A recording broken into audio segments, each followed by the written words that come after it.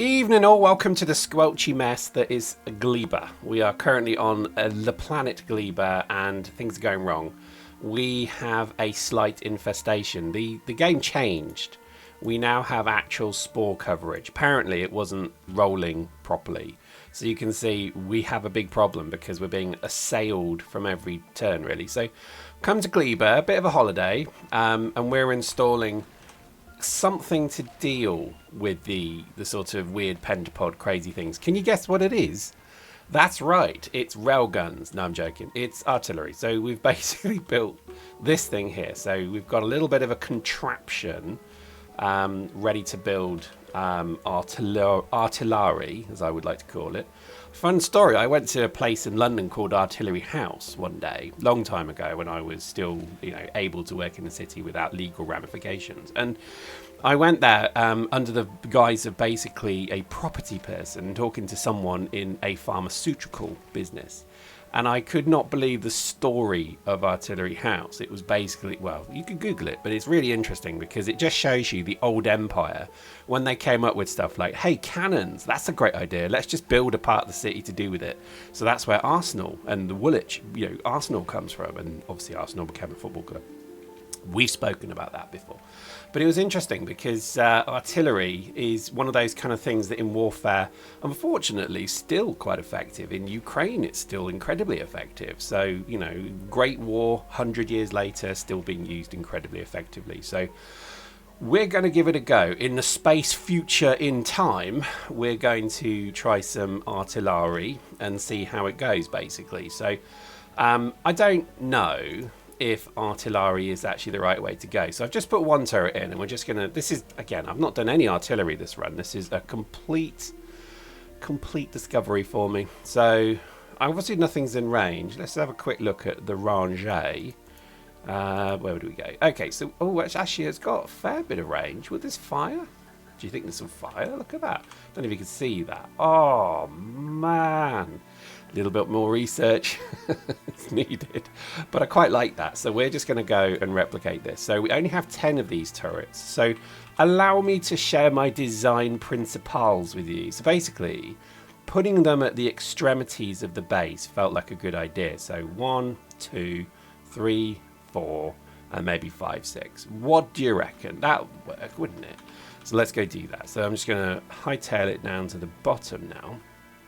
At some point this thing is going to literally fire. I'm just putting it slightly back because we have got a substantial amount of pentapod attacks lately. Again, I think it's because they updated the game, which is brilliant, and I don't have any issue with that. So there we go, there's another one. In fact, we'll do it one by one. Let's just see if this thing actually then turns and shoots, because I have no idea the speed. I've done my research, so 80% damage, 800% shooting speed. Are you going to shoot? Is there anything in your range? Nope. Oh, bugger. Okay, well, let's keep going. In fact, let's put one right at the bottom here. So maybe with this one, we bung it, I don't know, there. And let's see if that... Wow, we're producing artillery shells pretty quick. I've just realised how quickly we're doing them. Let's see. So this one... Yeah, I mean, stuff's in range. So this one is going to actively fire eventually. So yeah, basically, I'm surprised I'm back at Gleba, to be honest with you. I honestly did not think that this would be a planet I returned to superbly quickly. Right, am I mad? Is that not shooting? That's... Oh, wow, yeah, it is. There we go. Boom, little squelchy buggers. Oh my gosh, that... Oh, wow, look, it's the big one. They are the stuff of nightmares. Like, honestly, if that was scuttling across the kitchen floor at me, I would scream like a little girl. Right, now we've got a problem. So, I've just realised we're actually going to have a problem now. These are going to come attack. Right, interestingly, I've already upgraded our defences, our armaments. I've put legendaries in, so basically we're ready for them. So let me just wield my railgun. Let's just ride out. Let's go kill some pentapods.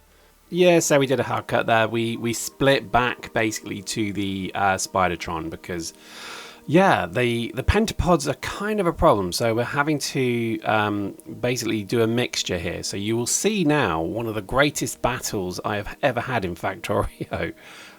It starts, as all battles tend to, in some sort of skirmish that turns just escalates. So what I was doing is basically running my Spidertron. I called him Dave. And basically Dave has been running around, beating the hell out of all the Pentapods, basically. But the issue starts to become when you actually go a bit further out into the unknown zone, the covered zone. Because where I am in the stage of the game now, it just mass spawns stuff. So, yeah, got that to look forward to. I mean, this kind of legendary stuff works really quickly and really well. I mean, the thing I would say about Dave is he is pretty deadly. The only threat to Dave, weirdly enough, is Dave. Dave, basically, if he gets into the wrong position, will kill himself. And it's just crazy that happens. Because the area of effect of the area of effect missiles, or the damage rather, is so high. He basically shoots himself in the foot, quite literally, and he's got 8 feet, so as you can see, it's not going to end well. 4 missile launchers, 8 feet. One of those little squelchy buggers gets underneath him, we've got a problem, and then basically he shoots himself. So anyway, that's the story.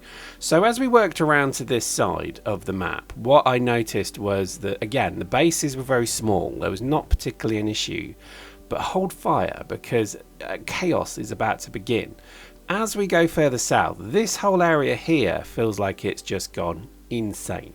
And I can only imagine it's because it's recently uncovered. I have not actually uncovered Gleba since I pretty much landed. There we go. So it's starting to get a bit cray-cray. I don't know why they're sort of massing like that. But again, Dave's incredible speed still doesn't give me too much concern.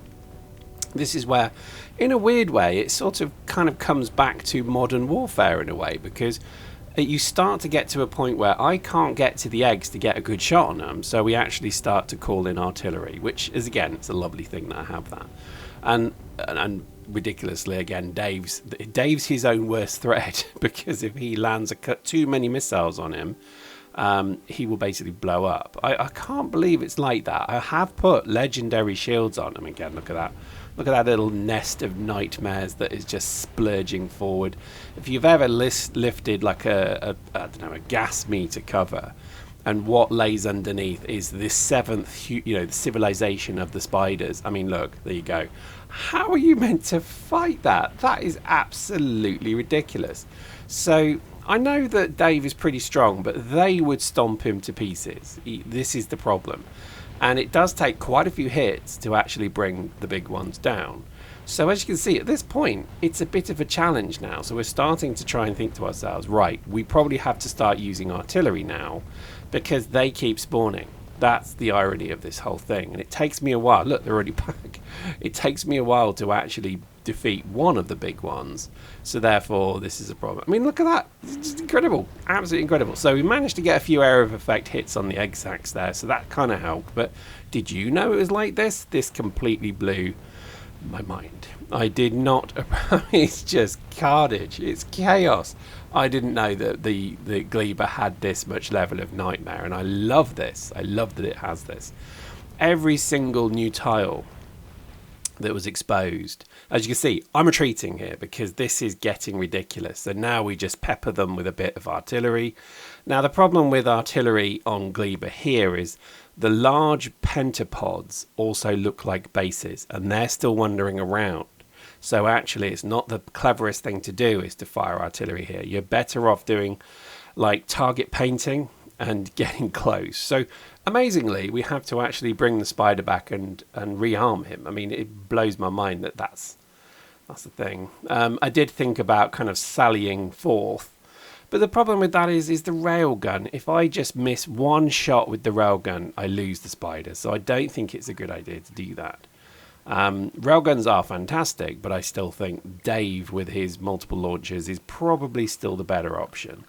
But there we go. So I did not know it got that bad. So I'm genuinely quite surprised. I liked it as well. I've always been a bit critical of this game. When it came to ambient threat, I always think the ambient threats of all the planets with the exception of biters. Biters are serious business. If you get them wrong, you're in trouble. And now I'm going to add to that Gleba. If you get Gleba wrong, because I didn't know they sort of massed in those numbers. I honestly thought you get one big Stomper, done. The fact that they're there. Oh yeah, my rocket fired there. I love that. I mean, again, the most dangerous thing on this planet isn't me, it's Dave. Dave is literally the most crazed and dangerous creature out there. But you can see when you get them kind of in a situation where you can sort of kite them. I mean, again, look at that. It's 4 of the big ones there. It's pretty crazy. But this is, you know, Pentapod versus Octopod. That's the thing. And it does, I mean, again, look at them. Look at how many are there. That is ridiculous. So now we start to do more tactical. So you see, I'm actually calling in sort of close range artillery strikes, danger close, because the idea is I'm not too worried about the Stompers themselves. It's the egg sac, because they just keep spawning, like crazy spawning. So for me, this is just an absolute given. I mean, like, look at that. It's mental how... I guess we're damaging them. I guess it does work, but I mean, wow. I did not know that they would spawn in that level. Anyway, there you go. So that was my amazement at basically what is a continued onslaught in Gleba now. And I think it is because they have made that change to I think the way the spores travel. Oops, that's a bit close. Yeah, there we go. So I think it is interesting how that seems to be more of a problem. So, you know, I'm going to definitely need to be managing Gleba a bit more. We do have artillery now, so I'm less concerned about expansion, but just wow, this was a real eye-opener to me, because to be honest, once I built the base's defenses, Pentapods no longer became a threat. Then suddenly they started attacking in such large numbers. I mean, look, spawning. It's crazy, and it started to become really actually a problem, to the point where I had to drop what I was doing to go and sort this, because this was going a risk of basically overwhelming the base. And now I've not had that in a while. The biters on Nauvis are so well managed. I mean, again, look at that little nest in the bottom there. They're so well managed. It's difficult to kind of see them breaking through the sort of, you know, the walls. But with Pentapods, there's something, I don't know, they've been activated. Whatever was in that recent patch, they have definitely become more of a problem, which is, again, wonderful. I think I would love to see worms, you know, sporadically just leaving, you know, maybe to mate. Maybe there should be a mating season on Vulcanus where worms travel across your base. I mean, that would be awesome, right? We need more threat on Vulcanus. And I think we still need a threat on Aquilo. Aquilo is not a hard planet. It's confusing and difficult from a mechanics point of view, but you're not at any risk of being, you know, swatted and killed. And I think that's the difference. I think if you had some sort of ambient threat there, I think it would be good. It could be a very minor one, you know, swarms of flies, whatever. But I think there is something, there's something compelling. And it maybe isn't a threat to you, maybe it's a threat to the base, but who knows. I think we are going to try some of the mods for this game. I'm curious to see what the other planets that people are modding in now are doing. I'm really interested in that. I think I saw one was a war zone. So post in the comments if you're running any mods. And I'll go check them out, because I am interested. Although I did hear the wonderful news that Space Exploration Mod 2.0 is soon to be released, quote unquote.